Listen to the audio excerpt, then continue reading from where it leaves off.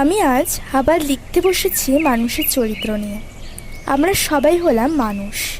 আমরা উন্নত, আমরা বৈজ্ঞানিক দিক থেকে এগিয়ে, সুতরাং আমরা সব পারি। আমরা যেমন একটি মানুষকে জন্ম দিতে পারি, তেমন একটা মানুষকে সেকেন্ডের মধ্যে মেরে দিতেও পারি।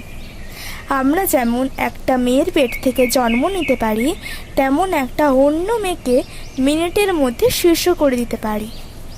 আর পারবো না বা কেন বলুন তো?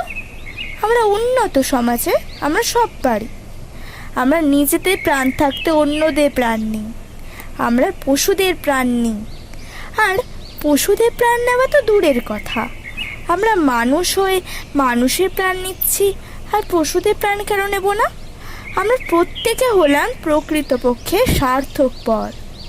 আমরা পশুদেরকে মেরে ফেলে তাদেরই চামড়া আর দাঁত দিয়ে বিভিন্ন জামা এবং শখের জিনিস বানাই, কিন্তু এগুলির ব্যবহার তাও কমানো গেছে।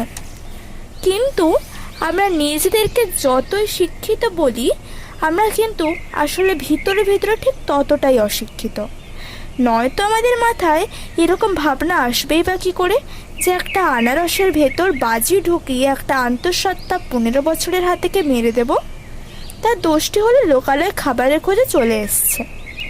অনেক ভেবে দেখলাম হাতির লোকালয়ে আসার কারণ আছে, তাও আবার মানুষের জন্যে। কারণ হাতি তো গাছ খায়, আর আমরা চাষের ক্ষেত পাকা বাড়ির জন্য সেই সব গাছ কেটে দিই। ভালো করে ভেবে দেখুন তো, এতে কার দোষ হলো, হাতি না মানুষের? কুকুরের কাছ থেকে আমরা সাহায্য পাই কুকুর আমাদের পাহারা দেয় বলে। ফলে তারা যদি কোনো অচেনা মানুষকে দেখে জোরে জোরে ডাকে, তাকে আমরা মেরে দেব কারণ আমাদের ঘুমের অসুবিধা হচ্ছে বলে?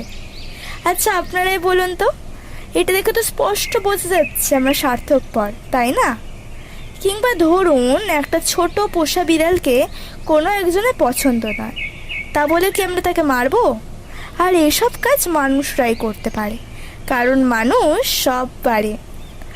আমার মতে মানুষকে জানোয়ারের সঙ্গে তুলনা করলেও চলে না, কারণ জানোয়ার বা অন্য কোনো হিংস্র পশু শুধুমাত্র খিদের জ্বালায় শিকার করে বা হিংস্র হয়, কিন্তু মানুষ খিদে না পাওয়াতেই হিংস্র হয়ে যায়। আসলে মানুষ হলো স্বার্থপর। স্বার্থের জন্য মানুষ সব করতে পারে, তাই মানুষকে অন্য কোনো পশুর সঙ্গে তুলনা করার দরকার নেই। মানুষকে মানুষের সঙ্গেই তুলনা করুন।